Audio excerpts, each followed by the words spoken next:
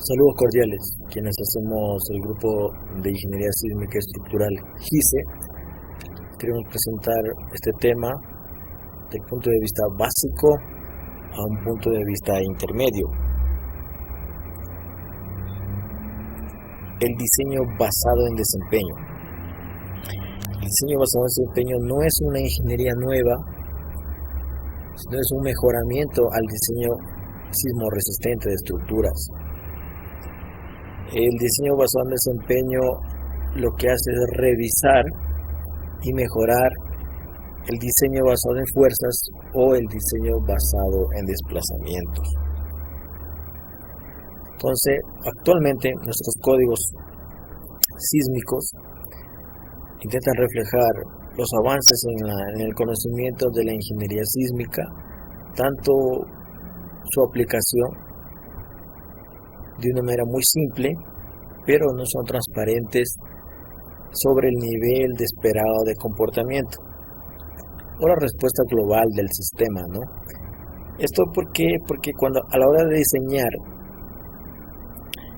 lo diseñamos de un punto de vista global. Esto quiere decir que utilizamos un valor de R de reducción de respuesta para todos los elementos igual, pero siempre nuestros códigos están diseñados para un valor máximo esperado de aceleración, ¿no? Si bien es cierto, los códigos nos ayudan grandemente dándonos reglas y diseños y maneras de cómo debemos diseñar y construir, el objetivo de estos está principalmente supuesto, ya que se diseña para un nivel de desempeño que es la seguridad de vida, pero este no es evaluado totalmente, sino se revisa en función de su deriva de piso, pero no evalúa el daño. Entonces, este es un objetivo supuesto que está en todos los códigos, pero que no es comprobable en la realidad. El diseño basado en desempeño nació bajo la publicación de este documento, Visión 2000, por la Asociación de Ingenieros Estructurales de California en el año 95, el libro azul que dicen todo el mundo que todos los tenemos, da los conceptos del diseño sísmico basado en desempeño, ¿no? Da los conceptos cómo debe conceptualizárselo. Por ejemplo, es un proceso que comienza en los primeros conceptos del proyecto y dura toda la vida. Esto quiere decir que antes de diseñar nuestro proyecto, tenemos que saber para qué se lo va a usar y cómo quiero que se comporte la estructura para el tipo de uso. Pero ese comportamiento está influenciado en toda su vida útil. Es decir que durante su vida útil, 50, 60 años, va a estar sometido bajo ciertos sismos de variada intensidad. Entonces, se necesita evaluar cómo se va a comportar esa estructura. Entonces, ¿qué es lo que tenemos que identificar primero? Primero, el peligro sísmico donde está la estructura. ¿En dónde estamos? Niveles de amenaza que pueden ser dañinos a la estructura. Seleccionar los objetivos que yo quiero que se comporte esa estructura y los niveles de límite que tiene que comportarse la estructura para un buen desempeño, ¿no? Esos son los conceptos desde el punto de vista general de Visión 2000, que ellos son los primeros precursores que influenciaron esta manera de cálculo, ¿no? O de diseño. Pero el procedimiento en sí fue definido bajo dos códigos, el ATC 40 y FEMA 273, ¿no? El ATC 40 propuso en el año 96 el primer procedimiento, que es el método del espectro de capacidad para determinar el punto de desempeño. FEMA 273 en el año 97 propuso el método de los coeficientes, un método más sencillo para determinar el punto de desempeño. ¿Cuál es la ventaja del uno al otro?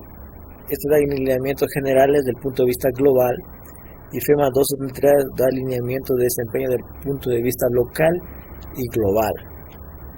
Entonces, estos procedimientos fueron revisados posteriormente para ver si cumplían los objetivos y se puso uno mejorado en el año 2000, que es el FEMA 256. 256 que hubo una mejora en los ensayos desde el punto de vista local y se propuso tablas más avanzadas que están dentro de la norma, pero no se mejoró el procedimiento global. En el año 2003, FEMA 440 hizo una mejora a los procedimientos no lineales y mejoró el método del espectro de capacidad y el método de los coeficientes, ¿no? En estos códigos hasta aquí ha llegado el nivel de conocimiento es actualizado. Ya posteriormente, en la actualidad, las normas como el ATC 58, el FEMA 58 en el año 2002 abarca todos los procedimientos de desempeño y también evalúa lo que tiene que ver los elementos no estructurales, ¿no? El desempeño sísmico de los contenidos en los edificios es lo que se aplica actualmente, pero ya está normado en la AC 41-2003, que trata sobre la evaluación sísmica y el reforzamiento de estructuras existentes, tanto de edificios nuevos o existentes, ¿no? Entonces está normado el procedimiento en el Código de Estados Unidos, en algunos códigos de Latinoamérica también, pero no en todos, ¿no? Entonces, hasta aquí es el punto de vista de las normas que se debe conocer antes de aplicar el diseño basado en desempeño. Entonces, revisemos qué es lo que propone Visión 2000. Primero se debe seleccionar los criterios de diseño, cómo quiero mi comportamiento, y en función de eso seleccionar un sistema estructural apropiado. ¿Para qué? Para asegurar que nuestros componentes y su contenido tengan un buen desempeño sísmico bajo movimientos sísmicos diversos, pero estos no tienen que sufrir daño bajo ciertos límites. Es decir, primero tenemos que seleccionar cómo quiero que se comporte mi estructura. Segundo, seleccionar mi estructura. Tercero, definir niveles de movimiento sísmico. Cuarto, estados límites que definen mi porcentaje de daño en la estructura, ¿no? Entonces, esto es el procedimiento general que dice Visión 2000 bajo el diseño sísmico por desempeño, ¿no? Entonces, este cuadrito es lo que presenta Visión 2000 en el año. Es famoso este cuadro, es lo que rige todo el comportamiento. Se definen los niveles que yo quiero de mi estructura, cómo quiero que se comporte. Defino amenazas en el lugar de implantación y la capacidad que va a tener la estructura. Por ejemplo, nosotros siempre diseñamos para el sismo raro y nuestro objetivo de diseño es asegurar la vida de las personas. No tiene que colapsar el edificio, tiene que asegurar la vida de las personas. Pero ¿qué pasa cuando hay sismos de menor intensidad o de mayor intensidad? ¿Cómo tienen que comportarse las estructuras? Un ejemplo normal para edificios comunes, para sismos frecuentes tiene que ser operacional para sismos ocasionales, asegurar la vida para sismos raros y no tiene que colapsar para sismos muy raros. Es el edificio común en hoteles, oficinas, departamentos, pero hay estructuras que tienen que cumplir otros objetivos en donde ellas tienen mayor capacidad de personas o costo que no alcanza el nivel de reparación después de un sismo. Entonces son estructuras esenciales. Por ejemplo, la estructura esencial tiene que ser operacional durante el terremoto de diseño, totalmente operacional para un sismo ocasional, ¿no? Estructuras como edificios de salud médica, hospitales, clínicas, tienen que mantenerse operacionales después del sismo, porque ellos son los que van a salvar las vidas que han sobrevivido después del terremoto, ¿no? Entonces aquí hay tres componentes, lo que es el nivel de comportamiento, la amenaza sísmica y la capacidad de la estructura para soportar esa amenaza sísmica bajo los lineamientos del comportamiento que yo quiero, ¿no? Aquí están los tres que los vamos a revisar muy detalladamente siguientemente, ¿no? Entonces, ¿qué elementos están expuestos ante un terremoto? Los elementos estructurales, como vigas, columnas, losas, muros de corte. Los elementos no estructurales, como son paredes, puertas, ventanas, fachadas de vidrio, que tienen que comportarse bien, pero ¿cuál es el daño que ellos aprecian? El daño que ellos aprecian son muy sensibles a la deriva de piso. Un desplazamiento puede llegar a cuartear un elemento. Otros elementos que se debe contener son los elementos de contenido. Los contenidos son los que están conectados a la losa o sobre la losa del piso, como son los elementos, los tumbados, los equipos de computadora, los equipos médicos, camas, roperos, etcétera, etcétera. Ellos son muy sensibles a la aceleración de piso. Entonces, estos dos elementos tienen que evaluarse en función de los elementos estructurales, porque nosotros evaluamos lo que es la estructura, pero no evaluamos lo que es la deriva y la aceleración de piso. Este es un estudio hecho por el ingeniero Eduardo Miranda de la Universidad de Stanford, donde evalúa el costo de los edificios. Por ejemplo, un costo de un edificio de oficina equivale al 18% solo la parte estructural. Un hotel cuesta el 13% y un hospital el 8%. Y lo demás es el costo no estructural. Entonces, estamos sabiendo que el costo no estructural, tanto de elementos no estructurales como su contenido, cuestan más del 80% del costo total del edificio. Por ende, la ingeniería, el diseño basado en el desempeño es lo que cuida esto, es el costo de estos elementos, tanto su reparación como su reposición en caso que se dañen, ¿no? Ese es el fundamento de cuidar estos elementos en función del diseño sísmico por desempeño. Entonces, el primer elemento es la amenaza sísmica. Visión 2000 propuso 4 tipos de amenaza: frecuente, ocasional, raro y muy raro, ¿no? En función de los años de retorno y su probabilidad de excedencia. Por lo general, nosotros los códigos diseñamos para un sismo raro de 475 años de retorno con 10% de probabilidad en 50 años. Pero ¿cómo hallamos los demás sismos?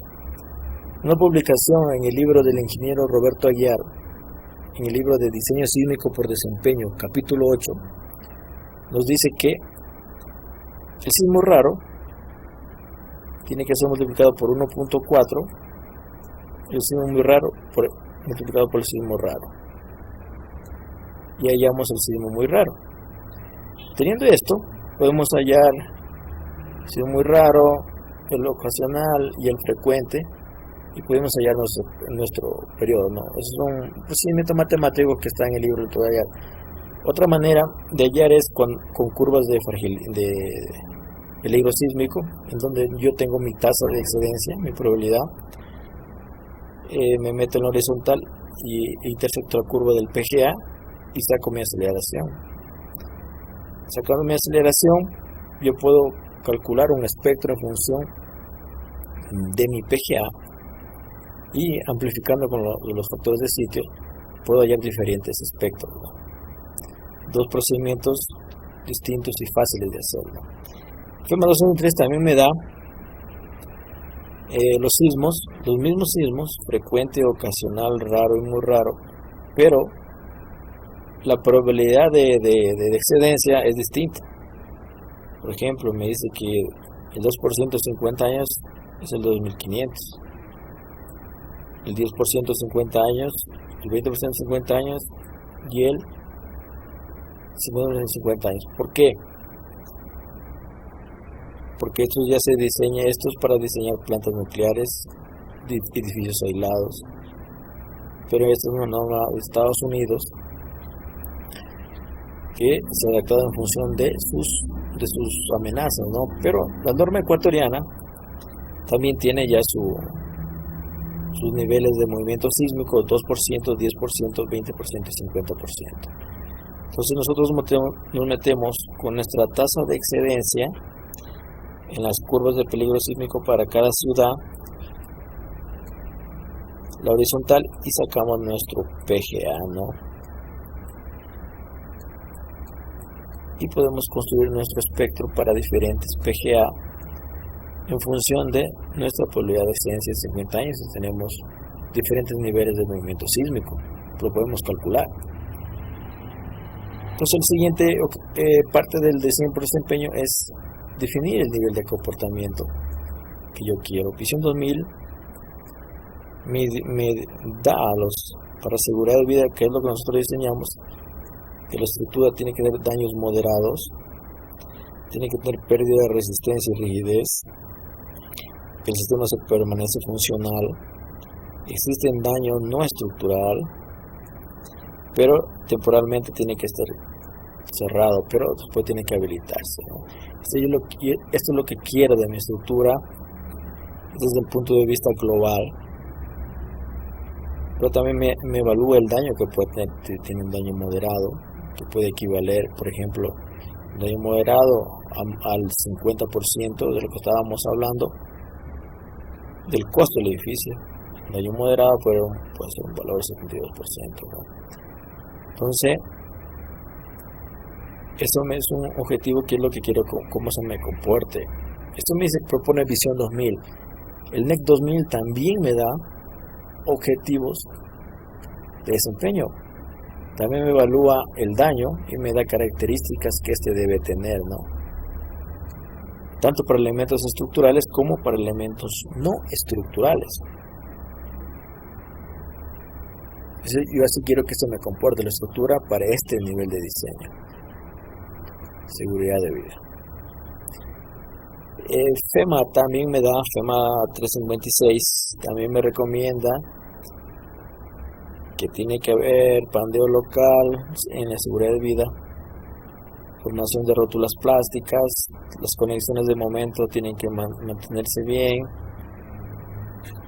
pero también me da límites de comportamiento, una deriva máxima del 2.5, una deriva permanente del 1%, ¿no? Ese es mi objetivo. Yo quiero que así se me comporte la estructura, pero ¿cómo evalúo para que se me comporte así? Yo necesito definir límites de comportamiento. ATC, FEMA, quiero ver vertero, Visión 2000 me dan límites de comportamiento en función de la deriva de piso. Por ejemplo, la deriva de piso de seguridad de vida no debe pasar del 1.5% para Visión 2000 y del 2% para ATC 40. Esos son los límites de comportamiento que yo debo definir en el desplazamiento de piso en una estructura en el rango inelástico. Otros límites, FEMA 356, la deriva me da inmediato ocupacional 0.7, 2.5 seguridad de vida, 5% prevención de colapso. La deriva máxima de piso para elementos estructurales. Y para elementos no estructurales se revisa lo que es la aceleración de piso. 0.6 de G es el máximo valor para operacional, en este caso es para tumbados o cielos rasos. 0.75 de G y menos 0.9 de G seguridad de vida. Y el máximo 1.5, 25 de G, ¿no? Aquí están para límites para tumbados. Estos son para elementos que están encima de la losa, computadoras, escritorios, camas, sillas, mesas, equipos de rayos X, etcétera, etcétera, y elementos que sirven de almacenamiento altos para guardar libros, roperos, etcétera, etcétera. Los límites de aceleración para que ellos no se volteen o no se muevan mucho durante un terremoto. Con estos límites yo puedo evaluar lo que es el desempeño de la estructura para ver en qué nivel cae Si no cumple, yo tengo que reforzar la estructura para mejorar estos niveles. Entonces, el siguiente componente es medir la capacidad de la estructura. Preliminarmente tenemos que diseñar la estructura, ya sea por el diseño basado en fuerzas, en donde nosotros la estructura, en función de su altura, sacamos el periodo de piso, sacamos la aceleración, y la aceleración multiplicada por la masa,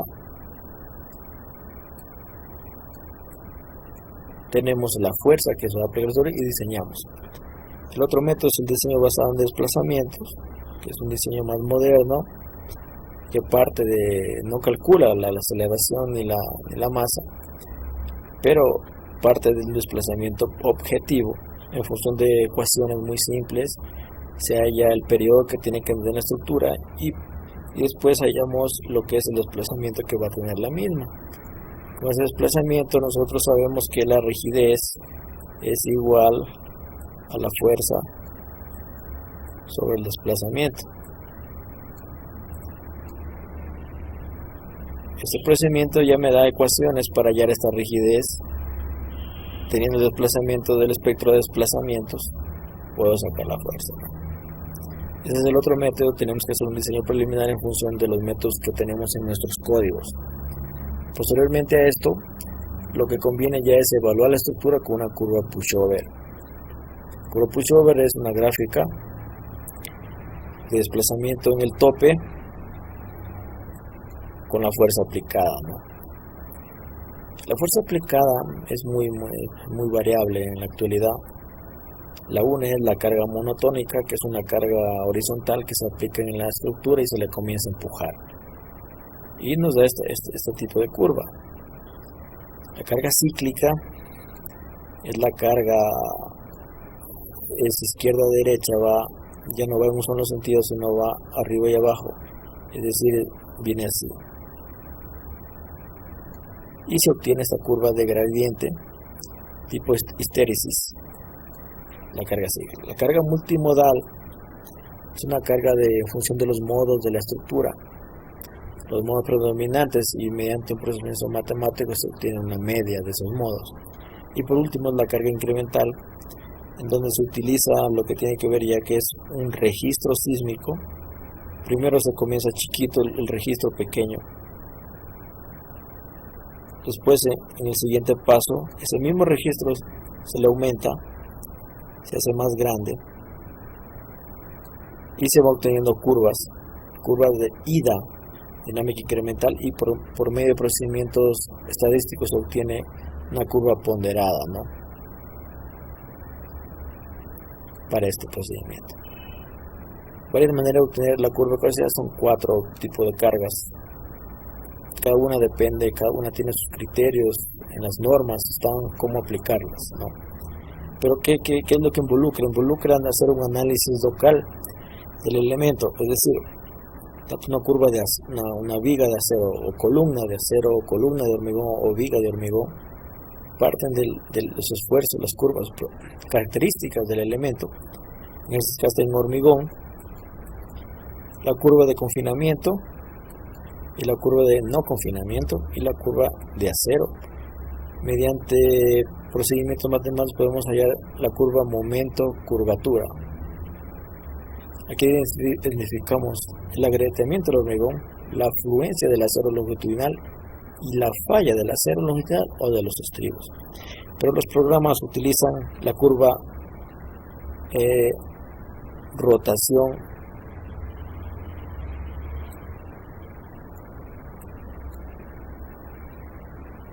en donde ellos clasifican, la transforman a la momento curvatura a momento rotación,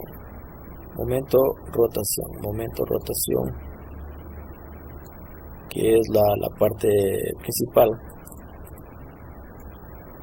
en donde ya ellos, las tablas de FEMA 356 ya me dan unos límites de daño que tienen las estructuras. Por ejemplo, si la presión de colapso, la deformación que tengo me puede caer casi cerca de la falla, el elemento ya no puede ser reparable, ¿no? ya me dan las tablas, FEMA 356 me da las tablas ya definidas de este momento de rotación. Pero esta capacidad de la sección yo la asigno a la estructura en función de una plasticidad, o sea, que se va a deformar. Eso quiere decir, la mayoría de los programas calcula con plasticidad concentrada, en donde en los extremos se asigna lo que es estas curvas, estas capacidades, mediante rótulas plásticas o resortes. Otro método, esto realiza el SAP, Ruamoco, OpenSys y TAPS. Pero otras curvas, otra manera de hacerlo es con distribuida plasticidad, ¿no? En donde se asigna la longitud de daño y el programa automáticamente va calculando la capacidad en función de la longitud de daño. Este procedimiento lo hace Sysmo-Strup con plasticidad distribuida con una longitud de rótula plástica, ¿no? O también podemos hacerlo, la capacidad de medirle con sección de método de las fibras, que es un poco más detallado que esto, y también lo calcula Sysmo-Strup, o también podemos hacerlo por elementos finitos, que esto ya lo hace el SAP y el TAPS, pero el modelo es un poco más pesado. El objetivo es esta plasticidad, asignarlas a las columnas y a las vigas en los extremos para que el pórtico se pueda deformar, ¿no? Entonces el objetivo es ver cómo las secciones entran en el campo lineal, que es esto de veas, y el campo no lineal, ¿no? Y también ver su colapso. Entonces vemos que aquí el objetivo es la distribución de las rótulas, que las rótulas plásticas en el rango no lineal tienen que formarse en las vigas primero y después en las columnas. Finalmente, cuando alcanza el colapso de la estructura, vemos que esta sección ha fallado, la estructura ya no aguanta más capacidad y cae. Entonces, esta es la distribución de rótulas que se pretende alcanzar y ver la respuesta de la estructura en función de la carga que yo le asigne. Entonces, para medir el punto de desempeño, existen dos procedimientos. El método de los coeficientes, que es en función de la curva de capacidad, yo calculo coeficientes para multiplicarlas con las propiedades y hallo mi desplazamiento. Algo muy sencillo propuesto en FEMA. Todos los FEMAs tienen este procedimiento, es fácil. Y el otro método es el espectro de capacidad, en donde yo hago un montaje de la curva de capacidad y el espectro de diseño. Y mediante procesos iterativos, yo voy asignándole amortiguamiento al espectro en el rango no lineal de la estructura hasta que coincida en un punto para definir el punto de desempeño. Es un procedimiento fácil de hacerlo y lo podemos hacer en hojas de Excel, ¿no? Entonces, nosotros el primer procedimiento, el de 356 y FEMA 440, que está mejorado, podemos extraer la curva de capacidad del programa, hacer el modelo bilineal,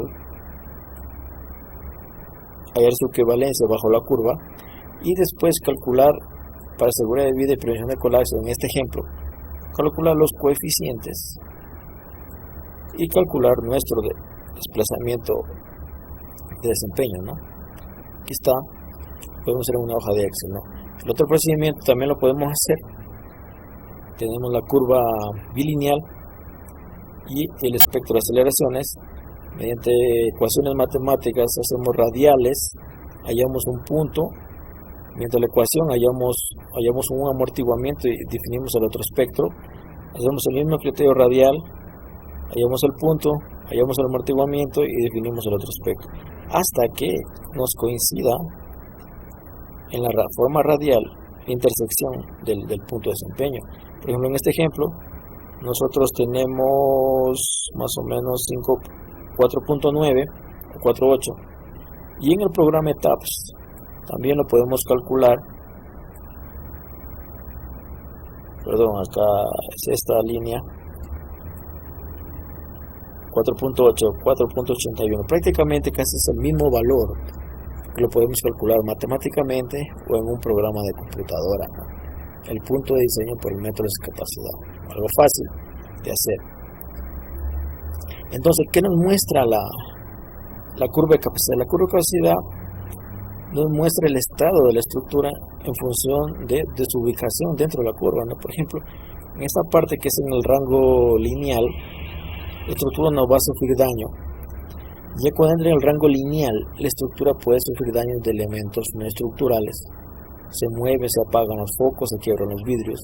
Pero ya cuando entra ya al rango no lineal bien avanzado, existen grietas en las estructuras que pueden afectar, ¿no? Y cuando entra el rango de presión de colapso, aquí ya han fallado las columnas como las vigas. Entonces está a punto de colapsar. Una vez que ya falla la columna y viga, prácticamente se cae la estructura. Esto muestra la curvatura en donde se encuentra nuestro punto de desempeño, en donde caerá la respuesta global de desempeño. Esto es lo que muestra la curva de capacidad. Entonces, ¿cómo evaluamos nuestro daño? ¿No? Nuestro daño, si nuestro punto de desempeño cae aquí, nosotros tenemos que el punto de desempeño es propensión del colapso. Entonces, nuestro objetivo, que era diseñar para la seguridad de vida, tiene que caer acá. Si no cayó acá, entonces nosotros tenemos que reforzar la estructura para que nuestro punto de desempeño caiga aquí. Ese es el objeto del diseño basado en desempeño. Verificar que nuestra demanda caiga dentro de nuestro objetivo de desempeño. Entonces veremos que nos pasa del punto de vista global, después revisamos del punto de vista local nuestra curvatura en función de nuestros límites de diseño, nuestros objetivos de diseño que ya el programa los tiene calculados, tiene las curvas de FEMA 356, en cualquier programa, sea TAP o SAP. Ya con esto vemos en dónde está nuestro momento y nuestra rotación para este punto. Y podemos ver ya en un momento de curvatura en dónde cae nuestro momento. ¿Qué tipo de daño tiene? Si nos cae aquí, entonces vemos de aquí nos vamos para acá y de aquí verificamos acá. Entonces nuestro elemento va a tener un daño moderado. La pregunta es, ¿ese daño moderado es reparable o no es reparable? Si es reparable, bien. Si no, hay que mejorarlo. Entonces, definir un punto de desempeño más seguro, que no dañe tantos elementos, es lo mejor. Así evaluamos el punto de desempeño y el daño local. Pero el daño local no involucra evaluar desde el punto de vista local, sino que evaluar desde el punto de vista global, mediante curvas de fragilidad. Nosotros tenemos el punto de desempeño, tenemos que elaborar curvas en función de nuestro desplazamiento, que es el desempeño, y nuestra probabilidad de excedencia. Elaboramos curvas si el daño ya no va a ser del punto de vista local, sino del punto de vista global. ¿Qué daño va a tener? Ya con esto, nosotros con estas curvas nos podemos elaborar otras curvas y podemos definir en función del desplazamiento de la respuesta espectral si nuestro daño va a ser moderado en función de un sismo. Eso evalúa el daño, las curvas de fragilidad. Definir el estado de daño es el último paso del diseño basado en desempeño, del punto de vista global de la estructura, pero no del punto de vista local. Es un punto de desempeño, pero no estamos evaluando daño, sino el desempeño de la estructura. Para evaluar daño tenemos que elaborar curvas de fragilidad. Finalmente queremos dar unas recomendaciones. Primero, la carga que se utiliza para obtener el pushover es muy variable, ¿no? Entonces, la capacidad de la estructura es muy sensible a las cargas laterales hay que tener en cuenta que un pushover debe realizarse netamente cuando la estructura es regular y no presenta torsión en los primeros modos de vibración, sino modos fundamentales. Una norma como el FEMA 356 nos dice que para realizar el pushover debe tenerse como mínimo un 75% de la masa en el modo fundamental para poder realizar la carga posterior. Si no, los resultados no son confiables. Eso hay que tener en cuenta que puede variar, ¿no? Otra es definir los objetivos y límites de un mismo código. Como vieron, existen varios límites que varían del código al otro, pero en sí son los mismos, pero varían ligeramente del uno al otro. Finalmente, también se debe evaluar los daños desde el punto de vista global con curvas de fragilidad. Por lo regular nosotros solo hacemos determinar el punto de desempeño y ahí queda todo. O sea, medir un desplazamiento no es un diseño basado en desempeño, sino es una parte del diseño, pero hay que involucrar más cosas, como es verificar el desplazamiento, verificar la aceleración del piso y evaluar el daño de la estructura que va a tener.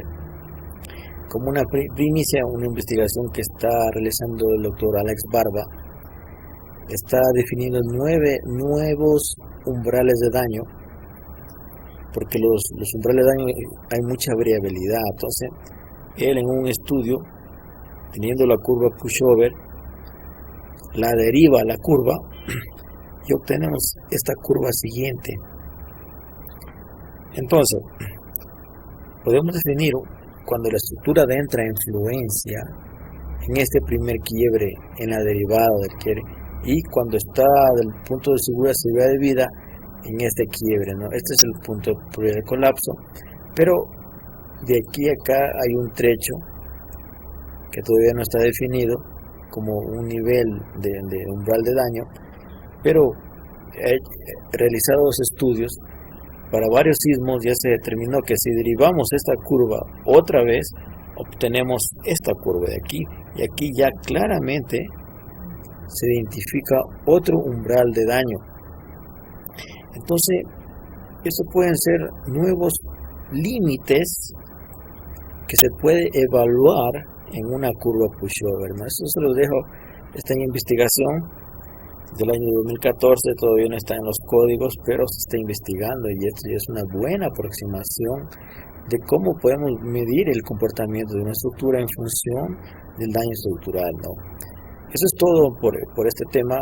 Queremos agradecer a todos nuestros usuarios, tanto en la página de YouTube como en la página de Facebook, que nos acompañen al grupo de Ingeniería Sísmica Estructural.